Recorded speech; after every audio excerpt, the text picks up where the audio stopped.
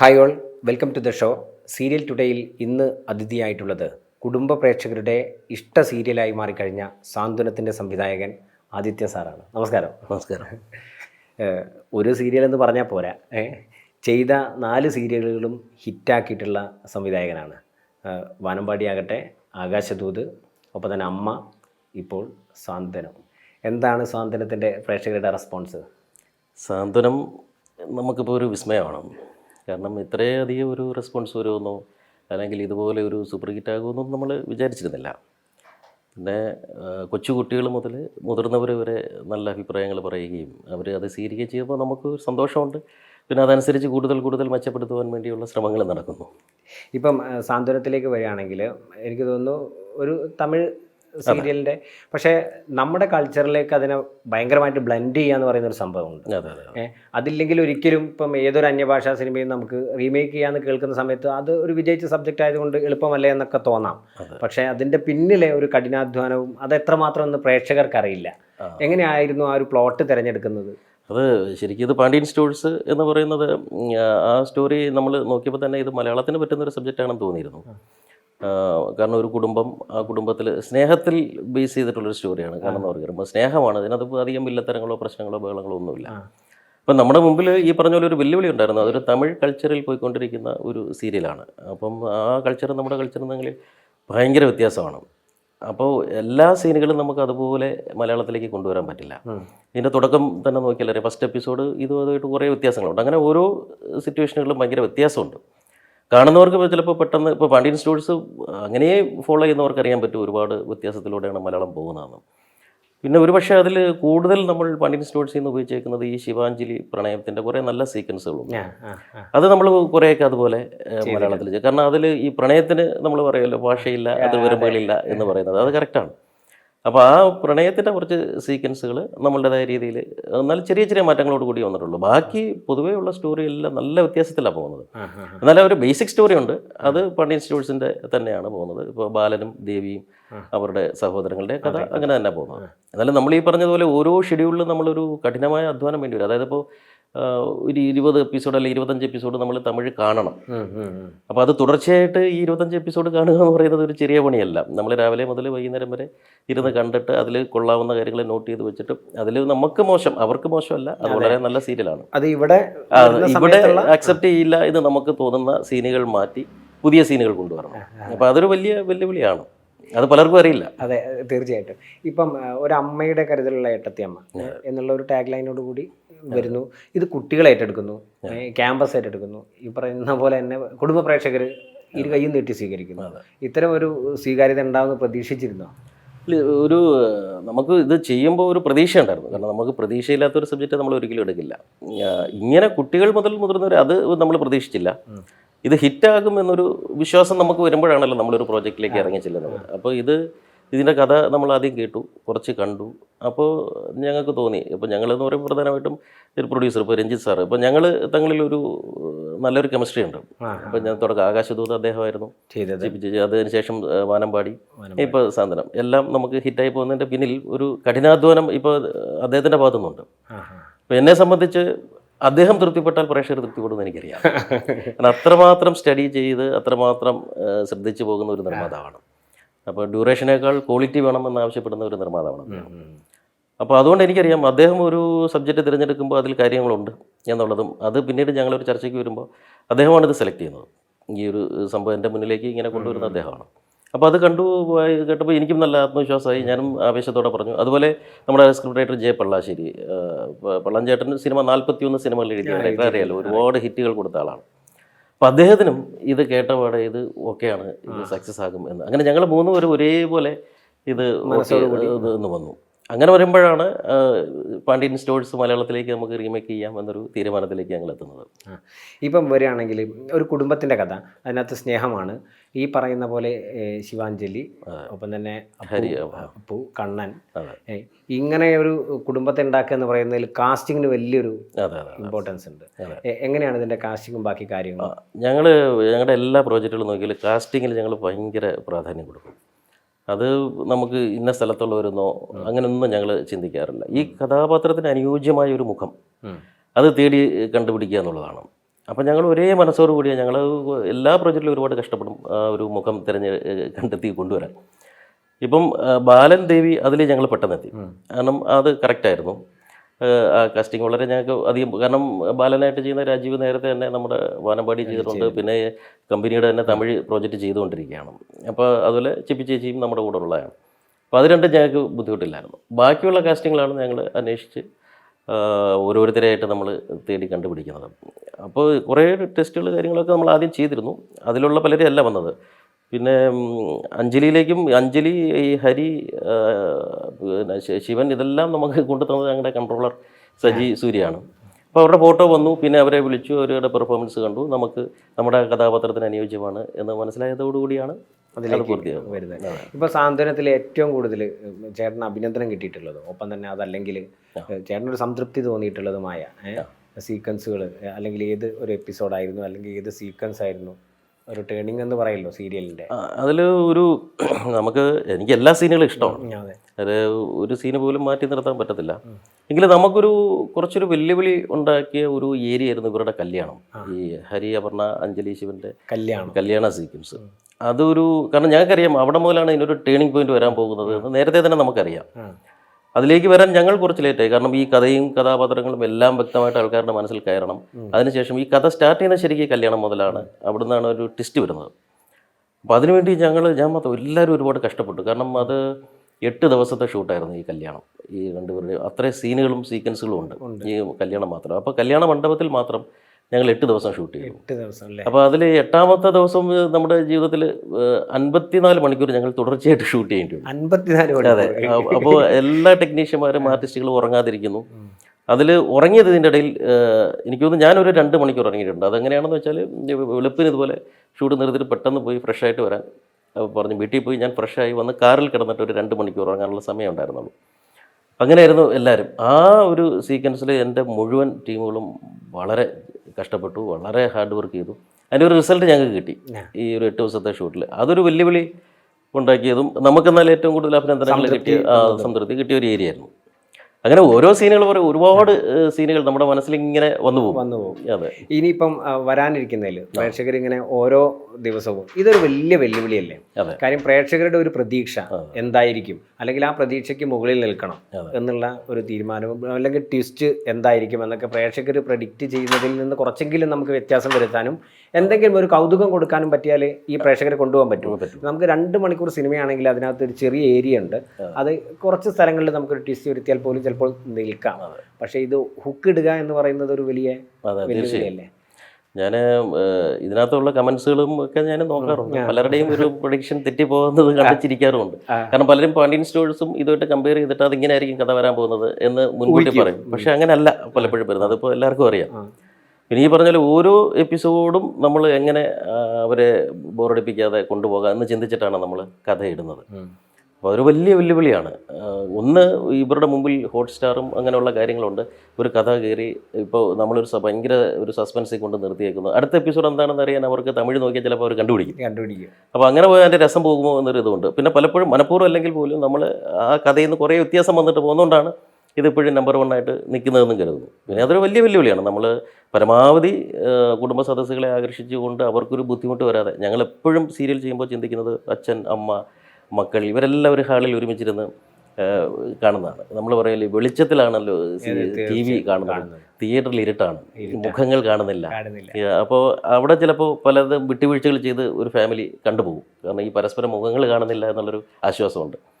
Mini screen എന്ന് പറയുമ്പോൾ നമ്മൾ വെളിച്ചത്തിലിരുന്നാണ്, നമ്മുടെ സ്വീകരണ മുറിയിൽ പകൽ വെളിച്ചം പോലെ, അതെ, അവിടെ ഇരുന്ന് കാണുകയാണ്.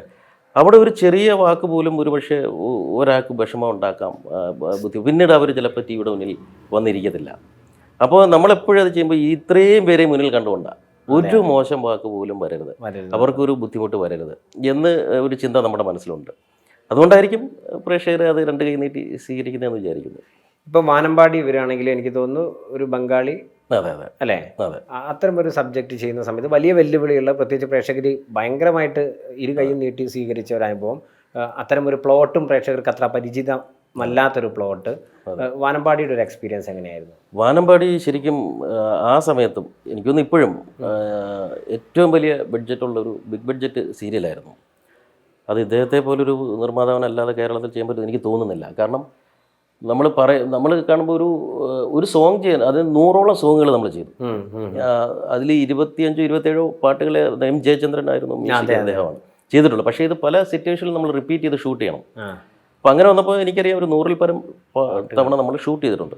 ഒരു സീരിയലിനെ സംബന്ധിച്ച് ഒരു പാട്ട് ഷൂട്ട് ചെയ്യുന്നത് ചെറിയ കാര്യമല്ല. കാരണം ഒരു ദിവസം 1.5 എപ്പിസോഡ് അല്ലെങ്കിൽ 1.25 എപ്പിസോഡ് വേണം എങ്കിൽ മാത്രമേ ഒരു നിർമ്മാതാവിന് നേട്ടം ഉണ്ടാകൂ. ആ സ്ഥലത്ത് ഒരു ദിവസം 2 മിനിറ്റ് അല്ലെങ്കിൽ 2.5 മിനിറ്റാണ് നമ്മളൊരു പാട്ടിന് വേണ്ടി ചിലവാക്കുന്നത്. പിന്നെ അപ്പോഴത്തെ ഒരു നല്ല രീതിയിൽ തന്നെ നമ്മൾ പാട്ട് ചെയ്തിട്ടുണ്ട്. ഒന്നാമത് അദ്ദേഹത്തെ പോലെ വലിയൊരു മ്യൂസിക് ഡയറക്ടർ ചെയ്യുന്നു, 2 ഹരിനാരായണനാണ് എഴുതുന്നത്. അപ്പോൾ അങ്ങനെയുള്ള കനത്ത വെല്ലുവിളികളുണ്ടായിരുന്നു. അതൊക്കെ നമ്മൾ തരണം ചെയ്തു. നല്ല രീതിയിൽ ആ പാട്ടുകൾ അക്സെപ്റ്റ് ചെയ്തു. പിന്നെ അതുപോലെ നാഗക്കളം ഒറിജിനൽ തന്നെ നമ്മൾ കൊണ്ടുവന്നിട്ട് അതൊക്കെ ചെയ്തു. അതും ഇതുപോലെ രാത്രി തുടങ്ങി രാവിലെ തീർന്ന് ഞങ്ങളൊക്കെ വ്രതം എടുത്ത് തന്നെ എല്ലാവരും ചെയ്തു. വളരെ സീരിയസ് ആയിട്ട് ചെയ്ത ഒരു പാട്ട്. അങ്ങനെ ഒരുപാട് അനുഭവങ്ങൾ അതിലുണ്ട്. ഈ കാസ്റ്റിംഗും അതിനകത്ത് സിംഗർ ആയിരിക്കണം. അതെ, അതിൽ ഏറ്റവും വലിയ വെല്ലുവിളി ഈ അച്ഛൻ ക്യാരക്ടറും ഈ കുട്ടിയും രണ്ടും അല്ലെങ്കിൽ പാട്ടറിയാത്ത ഒരാളെ വെച്ച് നമ്മൾ ഒരു പരിധി വരെ ചെയ്യും. അവരുടെ കൈയുടെ ചലനങ്ങൾ, അവരുടെ ലിപ്പ്, അതെല്ലാം കുറച്ച് പ്രശ്നങ്ങളാവും. അപ്പോൾ അതുകൊണ്ട് തന്നെ ഞങ്ങൾ വിചാരിച്ചു അത്യാവശ്യം പാട്ട് പാടുന്ന ഒരാളാണെങ്കിൽ നല്ലതാണ്. അങ്ങനെ ഞങ്ങൾ ഭയങ്കരമായിട്ട് അന്വേഷണം നടത്തി, ഞാനും രഞ്ജിത്ത് സാറും. അപ്പോൾ അന്വേഷിച്ചു നമുക്കൊരു തൃപ്തി. അവസാനം ബംഗാളിയിലെ നായകനെ തന്നെ കൊണ്ടുവന്നല്ലോ എന്ന് വരെ ആലോചന പോയി. കാരണം ഞങ്ങൾക്ക് ഇത്രയും ഹൈറ്റ് ഉള്ള ഒരാൾ വേണം, ഈ സൈസ് വേണം, ഹൈറ്റ് വേണം, കാണാൻ സുന്ദരനായിരിക്കണം, പാട്ട് പാടാൻ കഴിവ്, അത്യാവശ്യം ഏതെങ്കിലും ഇൻസ്ട്രുമെൻറ്റ്സ് കൈകാര്യം ചെയ്യാൻ കഴിയണം, ഇങ്ങനൊരു നിബന്ധന ഉണ്ടായിരുന്നു. അപ്പോൾ അങ്ങനെ വന്നപ്പോൾ ഇതെല്ലാം കൂടി ഒത്തുവരുന്നില്ല. അപ്പോൾ ആ സമയത്ത് ഞാൻ ഈ നെറ്റിലൊക്കെ ഇങ്ങനെ സെർച്ച് ചെയ്ത സമയത്ത് ഈ സായി കിരണിൻ്റെ ഫോട്ടോ ഞാൻ കണ്ടു. അത് പി സുശീലാമ്മയുടെ കൊച്ചുമകനാണ് എന്നൊക്കെ വായിച്ചു. അദ്ദേഹം ഏതോ സീരിയൽ ചെയ്തു. അത് ഏത് സീരിയലാണെന്ന് എനിക്ക് അപ്പോഴും അറിയില്ലായിരുന്നു. അപ്പോൾ ഞാൻ ഈ ഫോട്ടോ സ്ക്രീൻഷോട്ടൊക്കെ എടുത്തിട്ട് രഞ്ജിത്ത് സാറിൻ്റെ വീട്ടിലേക്ക് പോയി അദ്ദേഹത്തെ കാണിക്കാം എന്ന് കരുതി ഞാൻ വീട്ടിൽ പോയി. അപ്പോൾ അവിടെ ഇതുപോലെ ഇരുന്നിട്ട് ഞാൻ പറഞ്ഞു ഒരാളെ ഞാൻ തപ്പി വെച്ചിട്ടുണ്ട്, സായി കിരൺ എന്നാണ് പേര് എന്ന് പറഞ്ഞതും ഇതല്ലേ ആളെന്നും പറഞ്ഞ് അതേ രാത്രി തന്നെ ഇദ്ദേഹം ഇത് സെലക്ട് ചെയ്ത് വെച്ചിരിക്കുക. അത് ഞങ്ങൾ ഞെട്ടിപ്പോയി. ഒരേ സമയത്ത് ഞങ്ങൾ രണ്ടുപേരും സായി കിരണിലേക്കാണ് എത്തിയത്. അപ്പോൾ ഇന്നലെ ഞാനും ഇത് തപ്പി എടുത്ത് വെച്ചിരുന്നു, നമുക്ക് ഇദ്ദേഹത്തെ ഒന്ന് അന്വേഷിക്കാം എന്ന് എഴുതിയിട്ട് ഞാനൊരു അന്വേഷണം നടത്തി. ഇപ്പോൾ ചെന്നൈയിൽ നമ്മുടെ ഒരു നടൻ ശ്രീനിഷ് എന്ന് പറഞ്ഞുകൊണ്ട് നടൻ്റെ അച്ഛനുമായിട്ടൊരു ബന്ധമുണ്ടായി. അപ്പോൾ അദ്ദേഹത്തിന് അറിയാം സായി കിരണിനെ. അപ്പോൾ ഞങ്ങൾ അന്വേഷിച്ച് പോയപ്പോഴാണ് അറിയുന്നത് വാനമ്പാടിയുടെ തെലുങ്ക് പതിപ്പാണ് ഈ സായി കിരൺ ചെയ്തുകൊണ്ടിരിക്കുന്നത്, കൊയിലാമ എന്ന് പറയുന്നത്. അതും ഒരു അമ്പരപ്പായി. പിന്നെ സായി എടുത്തുകൊണ്ട് എളുപ്പമായി. ഇതാണ് സബ്ജക്റ്റ് എന്ന് പറയുന്നതിനും കൊണ്ടുവരുന്നതിനും പിന്നെ കാര്യങ്ങൾ പറഞ്ഞു. പെട്ടെന്ന് തന്നെ സായി മലയാളത്തിൽ വളരെ ഇൻട്രസ്റ്റിംഗ് ആയിരുന്നു ആളെന്നെ. പിന്നെ ഞങ്ങൾ തങ്ങളിലൊരു നല്ല ഫ്രണ്ട്ഷിപ്പ് ഉണ്ടായി. പിന്നെ ഈ കമ്പനി അന്വേഷിച്ച് അറിയാൻ നല്ല കമ്പനിയെന്ന് സായിക്കും പെട്ടെന്ന് മനസ്സിലായി. അങ്ങനെ വളരെ എളുപ്പത്തിൽ ഞങ്ങൾക്ക് സായി കിരണിലേക്ക് എത്താൻ പറ്റി. പിന്നെ ഈ കുട്ടിയിലേക്കായിരുന്നു പിന്നെ അടുത്ത. ഞങ്ങൾ ഒരുപാട് ഓഡീഷനും ഏഷ്യാനെറ്റിൽ ഉൾപ്പെടെ എല്ലാം നടത്തി. അപ്പോൾ അതിലൊരു രസകരമായ കാര്യം, ഈ ഓഡീഷൻ്റെ പരസ്യം നൽകിക്കൊണ്ടിരുന്നത് ഈ കുട്ടിയാണ്.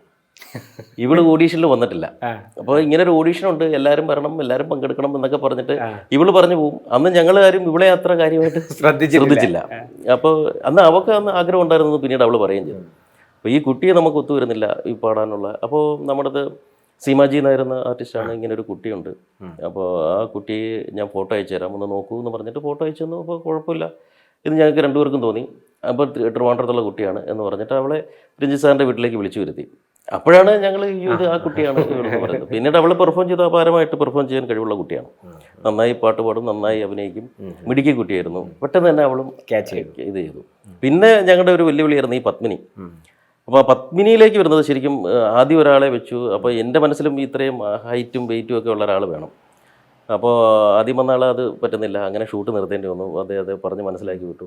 അങ്ങനെ ഇതേപോലെ സജി സൂര്യ തന്നെയാണ് ഈ പത്മിനിയെ സുചിത്ര നായരെ പരിചയപ്പെടുന്നത്. അപ്പോൾ ഇതുപോലെ ഒറ്റ നോട്ടത്തിൽ നടന്നു വന്നപ്പോൾ തന്നെ എനിക്ക് മനസ്സിലായി ഇതാണ് പത്മിനി എന്നുള്ളത്. പിന്നെ ഒരു ഓഡീഷൻ പോലെ കുറേ ഷൂട്ട് ചെയ്തു, എല്ലാം ചെയ്തു, അങ്ങനെയാണ് പത്മിനിയിലേക്ക് എത്തിയത്.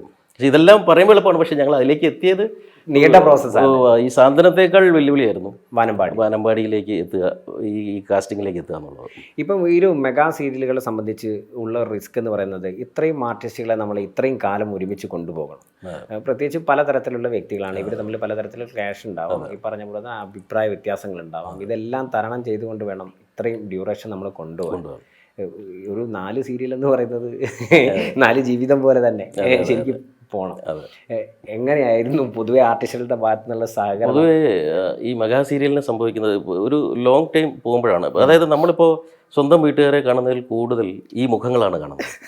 നമ്മൾ രാവിലെ വീട്ടിൽ നിന്ന് വരുന്നവരാണെങ്കിൽ രാത്രി പോകും, അപ്പോൾ കുറച്ച് മണിക്കൂറുകൾ, പക്ഷെ മുഴുവൻ സമയം ഇവരോടൊപ്പമാണ്. അപ്പോൾ ഈ ഡേയ്സ് കൂടുമ്പോൾ ഒരു ഘട്ടം കഴിയുമ്പോഴാണ് ഈ പ്രശ്നങ്ങൾ സ്വാഭാവികമായിട്ടും ഉണ്ടാകും. ഐസ് ബ്രേക്ക് സംഭവിക്കും. അതെ, അപ്പോൾ ആദ്യം ഒരു 500 എപ്പിസോഡൊക്കെ പോകുന്ന സീരിയലുകളെ സംബന്ധിച്ച് വലിയ കുഴപ്പം. ഈ 500-ന് ശേഷമാണ് പലപ്പോഴും ചെറിയ ചില ഈഗോ ക്ലാഷുകൾ വരുന്നത്, ചില ഫാൻസുകൾ കൂടുമ്പോൾ അവർ തങ്ങളിലുള്ള ഇഷ്യൂസുകൾ വരുന്നത്. അതൊന്ന് പരിഹരിച്ച് കൊണ്ടുപോകാൻ കുറച്ച് പ്രയാസമാണ്. പിന്നെ അത് കുറച്ച് നമ്മൾ ഭയപ്പെടുത്തിയും സ്നേഹത്തോടെ സംസാരിച്ചും പിന്നെ കോംപ്രമൈസ് ചെയ്തും ഒക്കെ നമ്മൾ കൊണ്ടുപോകാൻ വരും. എല്ലാ സെറ്റുകളിലും അത് അനുഭവിക്കും. പലതരത്തിലുള്ള ഡ്രൈവിംഗ് ആണ്. അതെ, ഒരേ വണ്ടി. അതെ, ഈ പറഞ്ഞ പല തരത്തിലുള്ള സ്വഭാവക്കാരും പെട്ടെന്ന് റിയാക്ട് ചെയ്യുന്നവരുണ്ടാകും, ചിലർ മനസ്സിൽ വെച്ച് പറയുന്നവരുണ്ടാകും, പെട്ടെന്ന് സങ്കടം വരുന്നവരുണ്ട്, പെട്ടെന്ന് ദേഷ്യം വരുന്നവരുണ്ട്.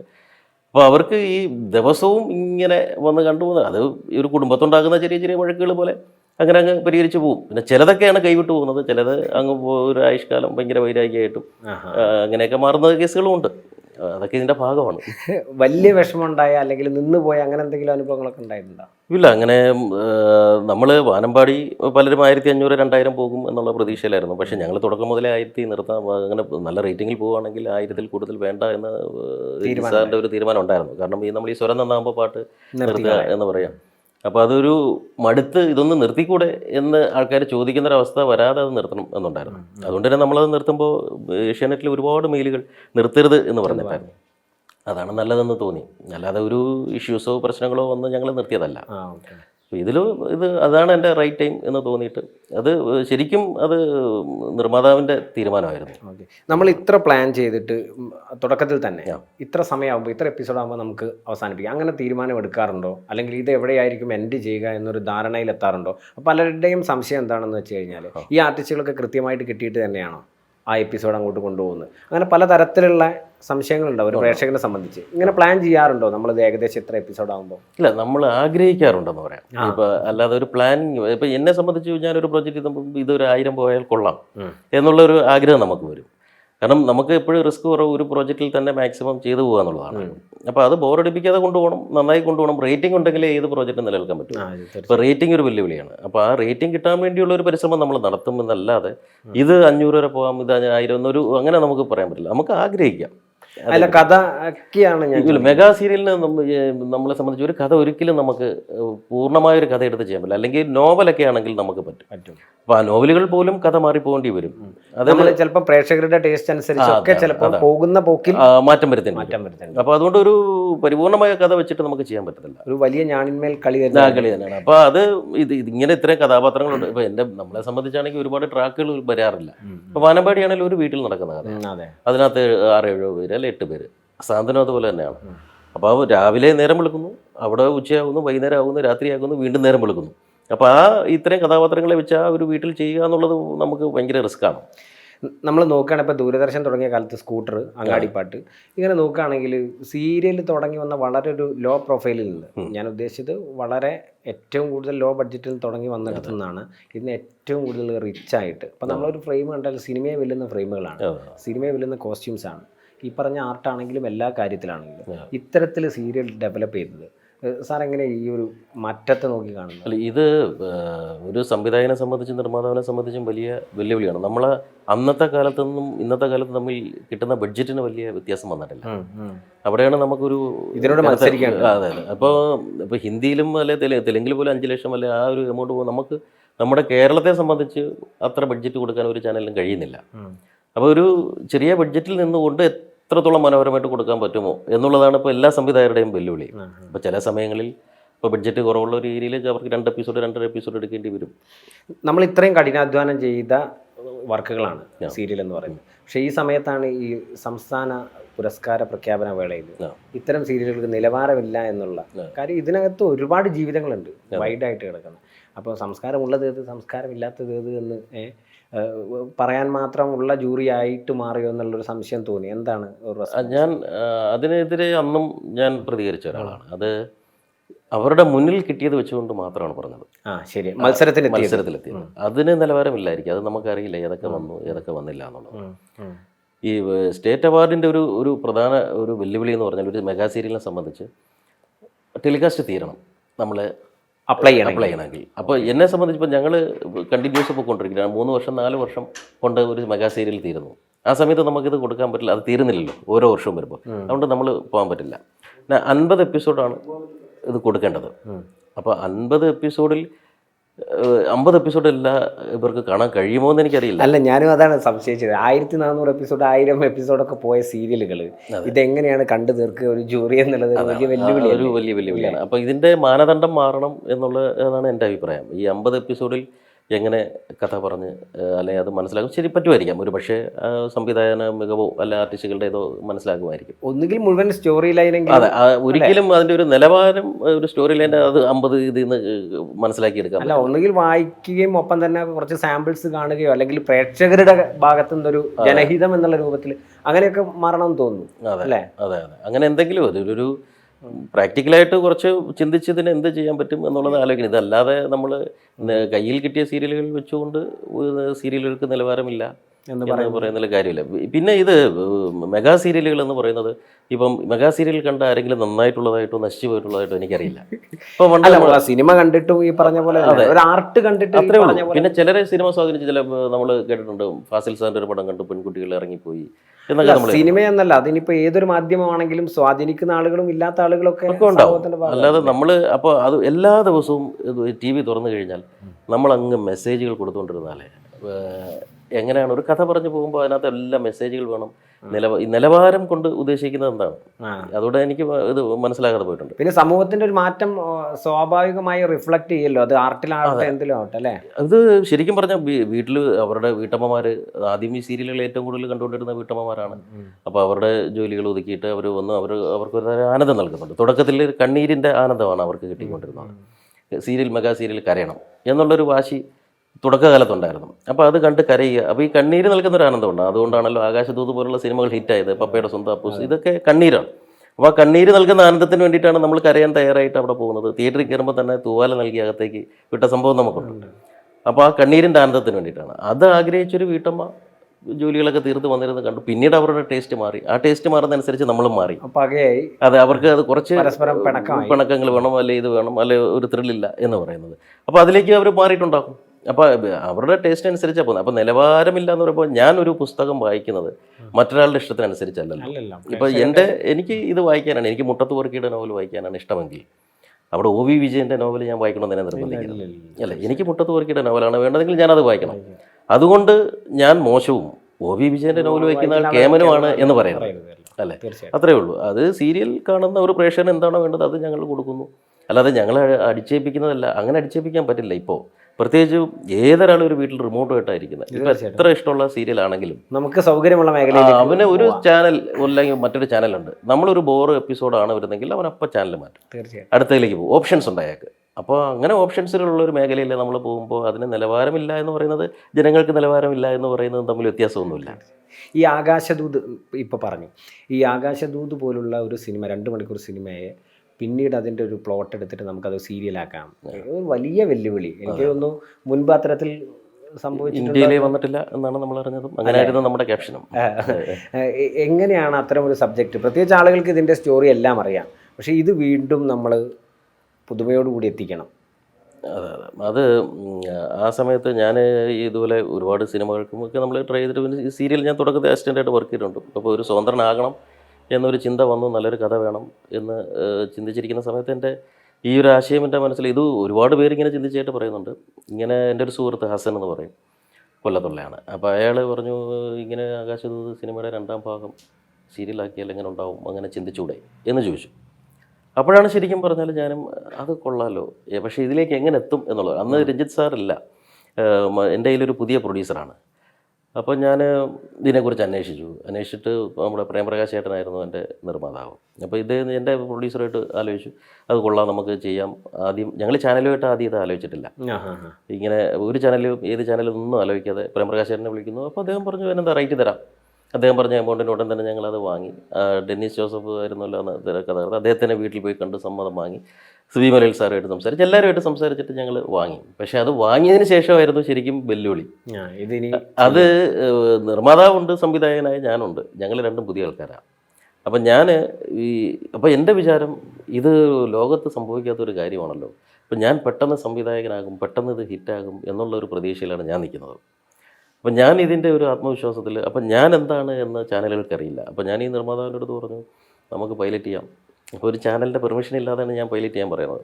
അദ്ദേഹം എന്നെ വിശ്വാസമായിരുന്നു, ശരി നമുക്ക് ഷൂട്ട് ചെയ്യാൻ കരുതി 5 എപ്പിസോഡ് ഞാൻ ഷൂട്ട് ചെയ്തു. അതിഗംഭീരമായിട്ട് തന്നെ മഴയും അത് കാര്യങ്ങളൊക്കെ വെച്ചിട്ട് ഇത് ഷൂട്ട് ചെയ്തു. അപ്പോൾ 5 എപ്പിസോഡ് കയ്യിലുണ്ട്. ഇതുമായിട്ട് ഞങ്ങൾ സൂര്യ ടി വിയിൽ അപ്രോച്ച് ചെയ്തു. ഒരു രക്ഷയുമില്ല. അവിടെ നോ എന്നും പറയുന്നില്ല, എസ് എന്നും പറയുന്നില്ല. അപ്പോൾ ഞാനിങ്ങനെ നിരന്തരം ബന്ധപ്പെടും, ഇല്ല. അപ്പോൾ ക്യാമറാമാൻ ജോസ് ആലപ്പിയായിരുന്നത്. അപ്പോൾ ജോസ് പറഞ്ഞു, നമ്മുടെ രഞ്ജിത്ത് സാറിന് സൂര്യയായിട്ട് നല്ല ബന്ധമാണ്, ഒന്ന് റെക്കമെൻഡ് ചെയ്യിപ്പിക്കാൻ. അത് അവിടുന്ന് എൻ്റെ ലൈഫിലൊരു സിനിമാ കഥ പോലെ പോവുകയാണ്. അപ്പോൾ ഞാൻ ഈ പ്രതീക്ഷയായിട്ട് നിൽക്കുന്നു, വേറെ ഒരു ജോലിയും ചെയ്യാതെ അല്ലെങ്കിൽ മറ്റൊന്നിനും പോകാതെ സംവിധായകനാകാൻ വേണ്ടി നിൽക്കുന്നു. അപ്പോൾ ഞാൻ ഇദ്ദേഹത്തിൻ്റെ വീട്ടിലേക്ക് ആദ്യമായിട്ട് ചെല്ലുന്നു. അപ്പോൾ അദ്ദേഹത്തോട് കാര്യം പറഞ്ഞു. അപ്പോൾ അതേപോലെ ഞാൻ നോക്കാൻ ശ്രമിക്കാമെന്നെന്താ, അദ്ദേഹത്തിൻ്റെ ഒരു വളരെ നല്ല, എല്ലാവരെയും സഹായിക്കുന്ന, ഇത്രയും നല്ലൊരു മനുഷ്യനെ കണ്ടില്ല. ഞാൻ എപ്പോഴും പറയും, എനിക്കൊരു പൂജാമുറി ഉണ്ടെങ്കിൽ അദ്ദേഹത്തിൻ്റെ ഫോട്ടോ വെച്ചാൽ, കാരണം എൻ്റെ ലൈഫിൽ അത്രയും മാറ്റം വരുത്തിയ ആളാണ്. ഇന്നും എനിക്ക് വീട്ടിൽ നിന്നെല്ലാം തന്ന ഇത്രയും സ്നേഹം നൽകി എന്നെ ഞാനാക്കിയ വ്യക്തിയാണ്. അപ്പോൾ എനിക്ക് അന്നറിയില്ല ഇങ്ങനെയൊക്കെ ഞങ്ങൾ ലൈഫിൽ സംഭവിക്കാൻ പോകുന്നു. അപ്പോൾ ഞാൻ ആ വീട്ടിൽ ചെല്ലുന്നു. അപ്പോൾ അദ്ദേഹത്തെ കണ്ടു. അദ്ദേഹം പറഞ്ഞു, പിന്നീട് വീണ്ടും ഒരാഴ്ച കഴിയുമ്പോൾ ഞാൻ പോകും. 1 വർഷം ഞാൻ ആ വീട്ടിലിങ്ങനെ നിരന്തരം കയറി. അപ്പോൾ അദ്ദേഹത്തിന് എൻ്റെ മുഖത്ത് നോക്കി പറയാൻ പറ്റില്ല, ഇത് നടക്കില്ല. കാരണം എന്താണെന്ന് വെച്ചാൽ, പുതിയ സംവിധായകനും പുതിയ നിർമ്മാതാവിനും കൊടുക്കാൻ ചാനൽ തയ്യാറല്ല. ഒന്നുകിൽ എക്സ്പീരിയൻസ്ഡ് ആയിട്ടുള്ളൊരു നിർമ്മാതാവ് വേണം, പുതിയ സംവിധായകനാണെങ്കിൽ. അന്ന് അവരുടെ ഒരു തിയറി അതായിരുന്നു. അതല്ലെങ്കിൽ എക്സ്പീരിയൻസ്ഡ് ആയിട്ടുള്ള ഒരു സംവിധായകനെങ്കിൽ പുതിയ നിർമ്മാതാവ്. ഇത് അവർ വെച്ചുകൊണ്ട്, പക്ഷേ എൻ്റെ അടുത്ത് അവർ പറയുന്നില്ല, ഇത് നടക്കില്ല, താല്പര്യമില്ല, പറ്റില്ല എന്ന് വ്യക്തമായിട്ട് പറയുന്നുമില്ല. ഇപ്പോൾ ചാനലുമായിട്ട് ഞാൻ നിരന്തരമായിട്ട് ഇതിനിടയിൽ കൂടി ബന്ധപ്പെടുന്നുണ്ട്. അപ്പോൾ എങ്ങും ഒരു പോസിറ്റീവായിട്ടുള്ള ഇത് കിട്ടുന്നില്ല. അവസാനം മടുത്തു. പിന്നെ കുടുംബമായി, അതിനിടയിൽ ലവ് മാരേജ് ആയിരുന്നു. അപ്പോൾ ഇതൊക്കെ ഈ സീരിയലിൻ്റെ ബലത്തിലാണ്.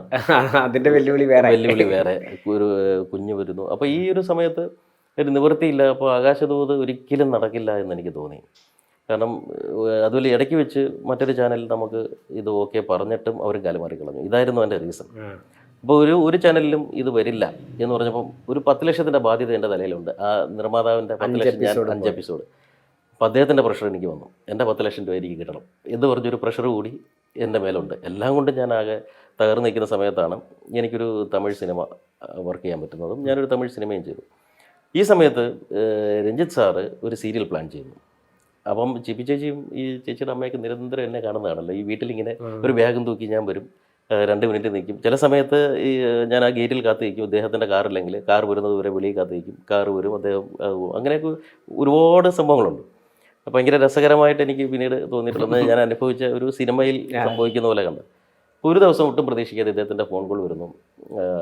ഞാനൊരു സീരിയൽ ചെയ്യാൻ തീരുമാനിച്ചു, അത് ആദ്യത്തിനെ വെച്ച് ചെയ്യാമെന്ന് കരുതുന്നു. ഇത് ഞാൻ ചെയ്യാം. കണ്ടിട്ടുണ്ട്. അത് നിർമ്മാതാവിന് തയ്യാറാണോ എന്ന് ചോദിക്കുക എന്ന് പറഞ്ഞു.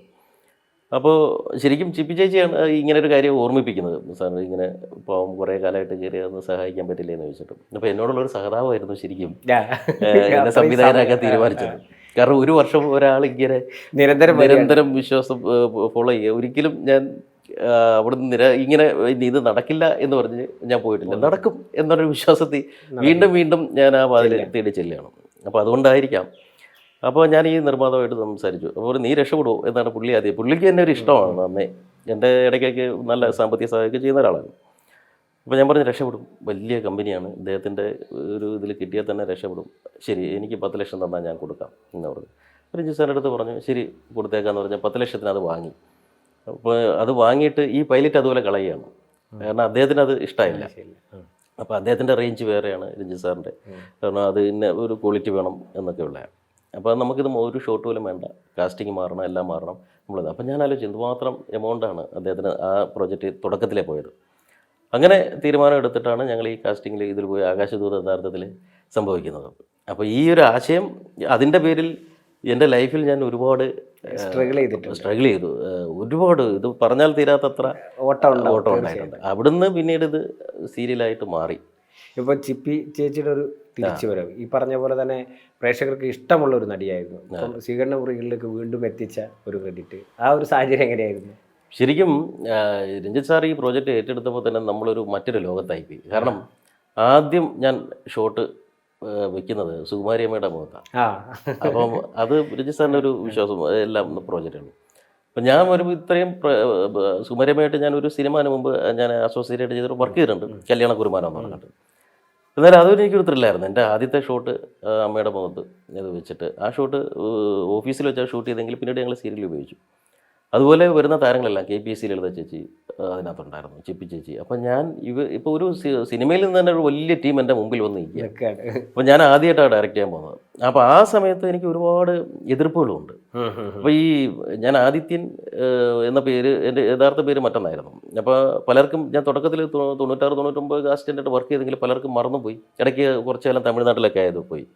അപ്പോൾ ഈ ആദിത്യൻ ആരാണ്, ഇയാൾ എവിടുന്നോ പൊട്ടിമുളച്ചു വന്നെന്നുള്ള രീതിയിലാണ് പലരും. അപ്പോൾ ഇദ്ദേഹത്തിന് എന്നോട് പറയാം, രഞ്ജിത്ത് സാറിന് തന്നെ ഒരുപാട് ഫോൺ കോൾ വിളിച്ചിലും ഈ ആദിത്യൻ ആരാ, ഇയാളെ വെച്ച് ഷൂട്ട് ചെയ്യേണ്ട, പ്രോജക്റ്റ് തകർന്നു പോകും, നഷ്ടം വരും എന്നൊക്കെ പറഞ്ഞ്. അപ്പോൾ ഒരു ദിവസം രഞ്ജിത്ത് സാർ എന്നോട് ചോദിച്ചു, ആദിത്യന് എങ്ങനെ ഇത്രയും ശത്രുക്കൾ ഇൻഡസ്ട്രിയിലുണ്ടായി ചുരുങ്ങിയ സമയമുണ്ട്. അപ്പോൾ ഞാൻ പറഞ്ഞു എനിക്കറിയില്ല, ഒരു പക്ഷേ ഞാൻ ഈ കമ്പനിയിൽ വന്നതിൻ്റെ വിരോധമായിരിക്കാം എന്ന് പറഞ്ഞിട്ട് എനിക്കറിയാം. എനിക്ക് ചുറ്റും ഒരു ശത്രു വലയം എങ്ങനെയോ ഉണ്ടായി, എനിക്കറിയാത്ത, ഞാൻ കണ്ടിട്ടില്ലാത്ത ആൾക്കാർ. പിന്നെ ഞങ്ങൾ താമസിക്കുന്ന ഗസ്റ്റ് ഹൗസിൽ എൻ്റെ സ്ക്രിപ്റ്റ് എഴുതി വെച്ചിട്ട് സന്തോഷിച്ചിരിക്കാനായിരുന്നു എൻ്റെ തുടക്കം. സ്ക്രിപ്റ്റ് എഴുതിയാണ്. എനിക്കൊരു മനസ്സമാനമല്ല, ഈ സ്ക്രിപ്റ്റ് വരെ ഇവർ നശിപ്പിക്കുക. എൻ്റെ ഒരു സുഹൃത്ത് പറഞ്ഞ് ഞാൻ ഞെട്ടിപ്പോയി, ആദിത്യൻ ഇത് ഷൂട്ട് ചെയ്യരുത്, ഈ ഷൂട്ടിൻ്റെ തലേന്ന് ഇയാളുടെ കയ്യും കാലം തല്ലി പിടിക്കാൻ വല്ല മാർഗമുണ്ടോ എന്ന് ഒരാളോട് ചോദിച്ചിട്ട് അയാൾ എന്നെ വിളിച്ചു പറഞ്ഞു. ഞാൻ പറഞ്ഞു, ഇവിടെ ഒരാൾ ജീവിക്കാൻ വേണ്ടി വേണു, അപ്പോൾ അയാൾ ഈ സീരിയൽ ചെയ്യരുതെന്ന് പറഞ്ഞ് എൻ്റെ കയ്യും കാലം തല്ലി പിടിക്കണം എന്ന് വരെ പ്ലാൻ ചെയ്തേക്കുന്നു. അപ്പം ഞാൻ വിചാരിച്ചു, ദൈവമേ ഈ സ്ക്രിപ്റ്റ് ഇനി ആരെങ്കിലും പെട്രോൾ ബോംബ് പോലും എറിഞ്ഞ് കത്തിച്ചു കളയൂ, പ്രത്യേകിച്ച് സന്തോഷിക്കാൻ. അങ്ങനെ ഞാൻ അന്ന് കാറൊന്നുമില്ലല്ലോ, നമ്മൾ ബസ്സിൽ പാതി വഴി ഇറങ്ങി അടുത്ത ബസ്സിൽ കയറി ഈ ഗസ്റ്റ് ഹൗസിൽ വന്നിട്ട് ഞാൻ ഈ സ്ക്രിപ്റ്റ് എടുത്ത് എൻ്റെ നെഞ്ചോട് ചേർത്ത് പിടിച്ച് വീട്ടിൽ കൊണ്ടുവച്ചു. അത്രേ ഇതായല്ലോ. പിന്നീട് ഷൂട്ട് തുടങ്ങി, എന്തായാലും പ്രശ്നങ്ങളൊന്നും ഇല്ലാതെ പോയി. അപ്പോൾ എല്ലാവരും കാത്തിരിക്കുന്നത് ഇതിൻ്റെ റേറ്റിംഗ് ആണ്. അപ്പം ഞാൻ റേറ്റിംഗ് കാണണം, ഇത് ടെലികാസ്റ്റ് ഞാനിത് വൃത്തിയായിട്ട് ചെയ്തിട്ടുണ്ടോ ഇല്ലയോ. അപ്പം ഞാൻ പാതി വഴിയിൽ പോകും, അല്ലെങ്കിൽ ഒരു 5 എപ്പിസോഡ് 10 എപ്പിസോഡ് എന്നെ പുറത്താക്കും. കാരണം ഇദ്ദേഹത്തെ പോലെ വലിയൊരു പ്രൊഡ്യൂസറിൻ്റെ കൂടെ എനിക്ക് പിടിച്ചിരിക്കാൻ പറ്റത്തില്ല, അത്രയ്ക്ക് കഴിവൊന്നും എനിക്കില്ല. ഇതാണ് പുറമെ ചില ഏരിയകളിൽ നടന്ന ചർച്ചകളും കാര്യങ്ങളും. അപ്പോൾ ഈ ഒരു ടെൻഷൻ എനിക്കുണ്ട്. അപ്പോൾ ഇത് വൃത്തിയായിട്ട് ചെയ്യണം, ഇത് അത്ര ഇതാണ്, ഇതൊരു വലിയ ഉത്തരവാദിത്തമാണ്, നമ്മുടെ ലൈഫ് ഇവിടെയാണ് തീരുമാനിക്കപ്പെടുന്നത്. അതെ. അപ്പോൾ അത് വെച്ചിട്ട് ഞാൻ അന്നത്തെ സമയത്ത് ഇന്നും ആകാശദൂത് കണ്ടാൽ അതൊരു മികച്ച പ്രോജക്റ്റ് തന്നെയാണ്. തീർച്ചയായിട്ടും. അപ്പോൾ അതിൻ്റെ റേറ്റിംഗ് വന്നപ്പോൾ ചരിത്രത്തിൽ ഇല്ലാത്ത റേറ്റിംഗ് ആയിരുന്നു സൂര്യ TV-യിൽ അന്ന്. എല്ലാ റെക്കോർഡുകളും മറികടന്നുകൊണ്ട് ഫസ്റ്റ് റേറ്റിംഗ് വരുന്നു. പിന്നീട് അത് നമ്മൾ സ്ഥിരമായി. അതൊരു അങ്ങനെ ആകാശദൂത് നമ്മൾ വന്ന വഴികൾ ചിന്തിച്ചു കഴിഞ്ഞാൽ ഇപ്പോഴും ഒരു അമ്പരപ്പും ഒരു ഞെട്ടലും കുറച്ച് സന്തോഷവും ഒക്കെ നമുക്ക് തോന്നും. ഇത് ഇങ്ങനെ ഈ പറഞ്ഞ പോലെ ആളുകൾക്ക് അറിയാവുന്ന ഒരു കഥയെ ഇങ്ങനെ നമുക്ക് ആ ഒരു ആശയം വരുന്നില്ല. അതെ ഇതിൻ്റെ ഒരു തുടർച്ച തന്നെയായിരുന്നല്ലോ. അപ്പോൾ ആ കുട്ടികൾ ഉപേക്ഷിക്കപ്പെട്ടു പോയി. അപ്പോൾ ആ കുട്ടികളിൽ നിന്ന് വേണം നമ്മൾ കഥ തുടങ്ങാൻ.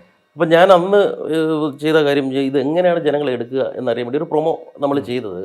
ഇപ്പോൾ റോഡിൽ കൂടെ നടന്നതുപോലെ ക്യാമറ ഓൺ ചെയ്തിട്ട് നേരെ ആൾക്കാരുടെ അടുത്ത്. അപ്പോൾ ഈ ക്യാമറ കണ്ട ആൾക്കാർ പരിഭ്രമിക്കുന്ന ഉൾപ്പെടെ ഈ നമ്മൾ ടെലികാസ്റ്റ് ചെയ്തിട്ടുണ്ട്.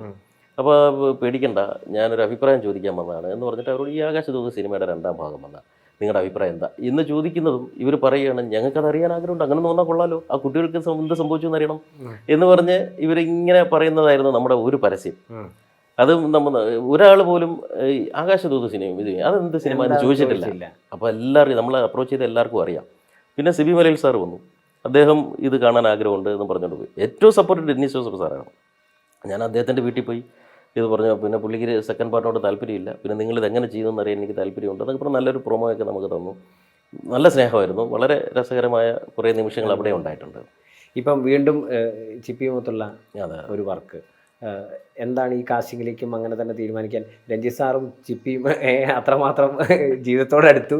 അത് തീർച്ചയായും അടുത്ത് നിൽപ്പുണ്ട്, തീർച്ചയായും അത് അങ്ങനെയാണല്ലോ. പക്ഷേ നമ്മളിപ്പം രഞ്ജിത്ത് സാർ ഒരിക്കലും ഒരു സ്റ്റോറി കിട്ടിയിട്ട് പറ്റാത്തൊരു കാര്യം അടിച്ചേൽപ്പിക്കുന്നത്. ഇപ്പോൾ രഞ്ജിത്ത് സാർ പ്രൊഡ്യൂസ് ചെയ്യുന്നതുകൊണ്ട് ചേച്ചിക്ക് പറ്റാത്തൊരു ക്യാരക്ടറാണെങ്കിൽ അത് ചെയ്യില്ല, അത് മാറിയിരിക്കത്തേ ഉള്ളൂ. ചേച്ചിക്ക് പറ്റുന്ന ക്യാരക്ടർ മാത്രമേ ചെയ്യുള്ളൂ. ഇപ്പോൾ വാനമ്പാടിയിൽ ഇപ്പം തുടക്കത്തിൽ 25 എപ്പിസോഡ് മാത്രമുള്ളൊരു കഥാപാത്രമാണ് ചേച്ചി ചെയ്തത്. അത് അറിഞ്ഞുകൊണ്ട് തന്നെയാണ് ചെയ്തത്, അല്ല ഇത് ഇത്രേ ഉള്ളൂ എന്നറിയാം. അപ്പോൾ അതിന് ഏറ്റവും നല്ല മുഖം ഇതാണ്, അപ്പോൾ അത് മതി എന്ന് എഴുതിയിട്ടാണ് ചെയ്തത്. ഇത് ദേവി, മറ്റൊരു ദേവി നമുക്ക് ചിന്തിക്കാൻ പറ്റില്ല. അപ്പോൾ ഇത് തന്നെയാണ് ദേവി. ഇപ്പം ചെയ്ത എല്ലാ സീരിയലുകളും 500 എപ്പിസോഡിന് മുകളിലാണ് അല്ലേ? ഇപ്പം ചെയ്തത് അമ്മ ആകാശദൂത് 501 പോയി. ഞാൻ അമ്മയിൽ 501ാമത്തെ എപ്പിസോഡിൽ ജോയിൻ ചെയ്ത് 1008 വരെ പോയായിരുന്നു. പിന്നീട് വാനമ്പാടി 1018 വരെ പോയി. ഇപ്പോൾ സാധനം നമ്മൾ റണ്ണിങ്ങിലാണ്. ഏതുവരെ പോകും? അതും ഒരു 1000 കിടക്കണമെന്നാണ് ആഗ്രഹം. ബാക്കിയല്ല ദൈവത്തിൻ്റെ കയ്യിൽ. തീർച്ചയായിട്ടും. ഈ പ്രേക്ഷകരുടെ ഒരു പ്രതീക്ഷ അല്ലെങ്കിൽ പ്രേക്ഷകരെ വിസ്മയിപ്പിക്കാനുള്ള എന്തെങ്കിലും കൗതുകങ്ങൾ ഇനി വരാനിരിക്കുന്നതേ ഉള്ളൂ? അല്ല, ഞാനെപ്പോഴും നമ്മൾ ഒരു പ്രേക്ഷകനായിട്ടാണ് സീരിയൽ കാണുന്നതും നമ്മളിപ്പോൾ ഓൺലൈൻ ഇടുമ്പോഴും ഒക്കെ നമ്മൾ ചിന്തിക്കുന്നതാണ്. അപ്പോൾ എനിക്ക് ബോറായാൽ ഉറപ്പായിട്ടും പ്രേക്ഷകനും ബോറാവും. അങ്ങനെ ഒരു പ്രേക്ഷകൻ്റെ മനസ്സോടുകൂടി നമ്മൾ കണ്ടുപോകുന്നു അല്ലെ ചെയ്തു പോകുന്നു എന്നല്ലാതെ ഇവരെ മനഃപൂർവ്വം ഒന്ന് അങ്ങനെ ആക്കി കളയാം അല്ലെ ഇങ്ങനെ ചെയ്ത് കളയാം എന്ന് അങ്ങനെ ചിന്തിക്കുന്നില്ല. ഒരു കഥയുടെ ഒരു ഒഴുക്കുണ്ടല്ലോ, അതിനനുസരിച്ച് നമ്മൾ പോകുന്നേ ഉള്ളൂ. പിന്നെ അത് എത്ര കാലം എന്നുള്ളത് ദൈവത്തിൻ്റെ കയ്യിലാണ്. ഈ തമിഴ് സിനിമയെ കുറിച്ച് പറഞ്ഞു. ആ തമിഴ് സിനിമ ഏതായിരുന്നു, എന്തായിരുന്നു? ആർവം എന്നായിരുന്നു അതിൻ്റെ പേര്. അത് നല്ലൊരു സ്റ്റോറി ആയിരുന്നു. അത്യാവശ്യം നമുക്ക് നല്ല അഭിപ്രായം. 25 ദിവസം ഓടി. അത് ഇന്ദ്രൻ റിലീസാകുന്ന സമയത്ത് അതും റിലീസായിരുന്നു. എന്നാൽ പോലും അത്യാവശ്യം അത് പോയി. അതിലൊരു വലിയ പക്ഷേ പാളിച്ച ഞങ്ങൾക്ക് പറ്റിയത്, ഇപ്പോൾ ഞാനും എൻ്റെ നിർമ്മാതാവ് ഇപ്പോഴും നല്ല സുഹൃത്തുക്കളാണ്. അപ്പോൾ മലയാളി തന്നെയായിരുന്നു. അപ്പോൾ ഞങ്ങൾ കൂടുതൽ ഈ മലയാളികളെയാണ് അതിൽ കാസ്റ്റ് ചെയ്തത്. നായകൻ മലയാളിയായിരുന്നു, നായിക മലയാളിയായിരുന്നു. അങ്ങനെ കൂടെയുള്ള സുഹൃത്തുക്കൾ അങ്ങനെ തമിഴിൽ നിന്ന് കുറച്ച് കുറവായിപ്പോയി. അതിൽ ആർട്ടിസ്റ്റുകളായിട്ട് കഞ്ചാക്കറുപ്പ്, വടിവ് കരസ്യമ്മ, കരാട്ടെ രാജ, പൊന്നമ്പലം, അങ്ങനെ ബോണ്ടാമണി, ഇങ്ങനെ കുറേ ആർട്ടിസ്റ്റുകളുണ്ട്. എന്നിരുന്നാൽ പോലും ഈ മെയിൻ ഇതിൽ വന്നേക്കുന്നത് മൊത്തം ഇതായതുകൊണ്ടും ഈ ഇവരൊക്കെ തമിഴിനെ സംബന്ധിച്ച് ഈ നമ്മൾ പക്കത്ത് വീട്ട് പയ്യനെന്ന് തോന്നണം, അതിൽ വീട്ടിലെ പയ്യനായിട്ട് തോന്നണം. ആ ഒരു മുഖമാണ് അവർക്ക് വേണ്ടത്. അതറിയാൻ ഞങ്ങൾ അല്പം വൈകിപ്പോയി. പിന്നെ ഈ പാട്ട് ചെയ്തതും റോണി റാഫേലായിരുന്നു നമ്മുടെ ഇവിടുത്തെ. അപ്പോൾ അത് മലയാളിയാണ്. സിംഗേഴ്സ് കൂടുതലും മലയാളികളായിപ്പോയി. അപ്പോൾ ഇങ്ങനെ വന്നപ്പോൾ ഇതൊരു ഡബ്ബിംഗ് പടമാണോ എന്നുള്ളൊരു പ്രതീതി ഇത് വന്നത്. അല്ലായിരുന്നെങ്കിൽ അത് നമുക്ക് മറ്റൊരു ലെവലിലേക്ക് എത്തിക്കാമായിരുന്നു. എന്തായാലും ഫ്യൂച്ചർ പ്രൊജക്റ്റുകളുടെ ബാക്കി കാര്യങ്ങളൊക്കെ നടക്കുന്നുണ്ട്? എന്താണ്? ഇല്ല, ഞാൻ ആ സമയത്ത് നമുക്കൊരു പേരും ഇതും എല്ലാം വന്നു. ആ സമയത്തായിരുന്നു വൈഫ് പ്രഗ്നൻ്റ്, ഇത് ഡെലിവറി ടൈം എല്ലാം ആയി. അപ്പോൾ ഞാൻ ചെന്നൈയിൽ നിന്ന് പോരുന്നു. പിന്നെ അപ്പോഴത്തേനും സീരിയലും ഇതായപ്പോൾ ഞാൻ കരുതി തൽക്കാലം നമ്മുടെ ലോകം ഇതാകട്ടെ എന്ന് കരുതി നിന്നു. തമിഴ് സിനിമ ചെയ്യണമെന്ന് ആഗ്രഹമുണ്ട്. കാരണം ഒരുപാട് ആഗ്രഹിച്ച് പോയി ചെയ്തതാണ് തമിഴ്. മലയാളത്തിൽ ഇതുപോലെ തന്നെ നമുക്ക് നല്ലൊരു ഇപ്പം നമുക്ക് ചെറിയ ചെറിയ അവസരങ്ങളൊക്കെ നമുക്ക് വന്നിട്ടുണ്ട്. അപ്പോൾ അതിൽ കാര്യമില്ല എന്ന് വിചാരിച്ചു. ചെയ്യുമ്പോൾ നല്ലൊരു സിനിമ ചെയ്യണം എന്നൊരാഗ്രഹമാണുള്ളത്. അത് ഇപ്പോൾ ഒരുപാട് പേരുദോഷം നമുക്ക് ഈ സീരിയൽ ഇൻഡസ്ട്രിയിൽ നിന്ന് ഇപ്പോൾ ഒരു സംവിധായകൻ വന്നു, അത് സീരിയൽ പോലെ ഇരിക്കുന്നു എന്ന് പറയാൻ ഒരു അവസരം ഉണ്ടാകരുത്. എന്നാൽ എൻ്റെ മനസ്സിലും സിനിമയുണ്ട്. അത് ബിഗ് സ്ക്രീനും മിനി സ്ക്രീനും തമ്മിലുള്ള വ്യത്യാസം നമുക്ക് നന്നായിട്ട് അറിയാം. ഒരുപക്ഷെ ആ വ്യത്യാസം അറിയാതെ പോകുമ്പോഴായിരിക്കും പരാജയം സംഭവിക്കുക. അപ്പോൾ നല്ലൊരു സിനിമ ചെയ്യാൻ പറ്റുമെങ്കിൽ മാത്രം നമ്മൾ അതിലേക്ക് വന്നാൽ മതി. ഫാമിലിയെ കുറിച്ച് പറഞ്ഞു, പ്രണയമായിരുന്നു, വൈഫ് രോണു ചന്ദ്രൻ എന്നാണ് അവളുടെ പേര്. കൊല്ലം സ്വദേശിയാണ് അവള്. പിന്നെ 2 മക്കള്, റിഷാൽ, ഋഷിക. മോനിപ്പോൾ 6th സ്റ്റാൻഡേർഡിൽ പഠിക്കുന്നു, അവള് 4th.